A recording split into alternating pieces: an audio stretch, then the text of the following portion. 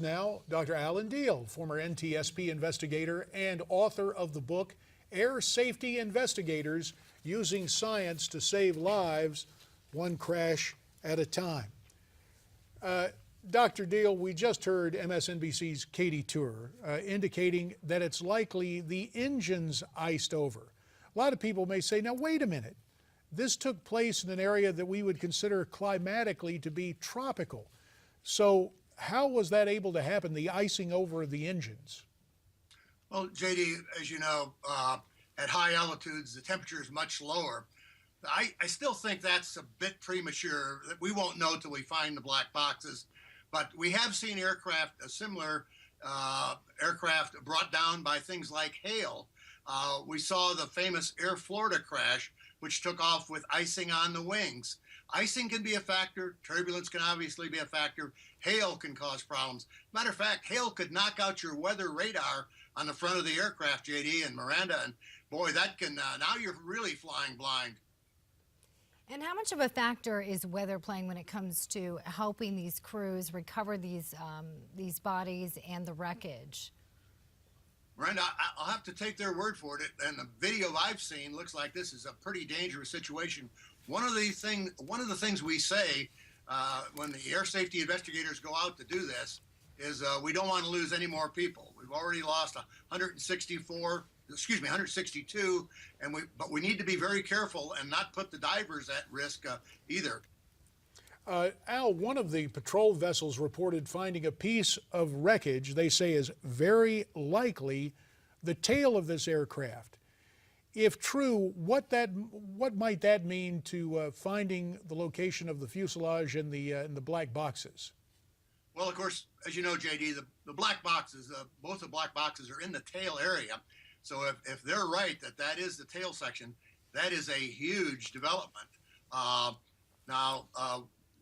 It turned out that they had 5 objects underwater, and one of them turned out to be a sunken ship, as I understand it. So, we have to get eyeballs on the wreckage, or maybe a robotic camera on the wreckage, before we know what we've got. And of course, the divers have got the grisly task of going down and recovering the human remains. That's always tough. I know my colleagues that have had to do that are affected. I've always worked with the bodies after they got to the morgue. We need to find out who was seated where on that aircraft. And the reason for that is, JD, there were reports that there were naked bodies found. And when an aircraft breaks up at altitude, at high speed, the clothes are literally ripped off the victims. And if those people were seated in the tail section, that indicates that the tail may literally have come off. Remember, I'm speculating here. We've got to wait for the evidence. Doctor, we've also heard some reports suggesting that the plane might have actually split while crashing. What kind of force would it take to make that happen? Well, interesting, Miranda. One of the first investigations I did for the NTSB was a Boeing 727, a similar size aircraft. It was landing in Pensacola, Florida. In the Air France accident in the South Atlantic, it hit the water at 11,000 feet a minute. That aircraft was totally fragmented. So you see, it depends on how bad it hits, how fast it hit, how rapidly they're descending, and of course the forward speed. So again, we don't know yet. From all indications, it doesn't sound like the wreckage is intact, or they would have probably been able to see it with the sonar scans they've already done. Al, if you don't mind, let me ask you a question that is partly personal, at least. You were mentioning the psychological toll in one of these salvage operations, or really recovery operations of bodies from an aircraft. You talked about having to deal with those bodies in the morgue. I'm wondering, how do you maintain an emotional equilibrium and climb back on commercial aircraft and fly after dealing with these horrific accidents? Well, a couple of things, JD. Of course, air safety investors keep in mind that we're here to solve this puzzle and to prevent the next crash from occurring.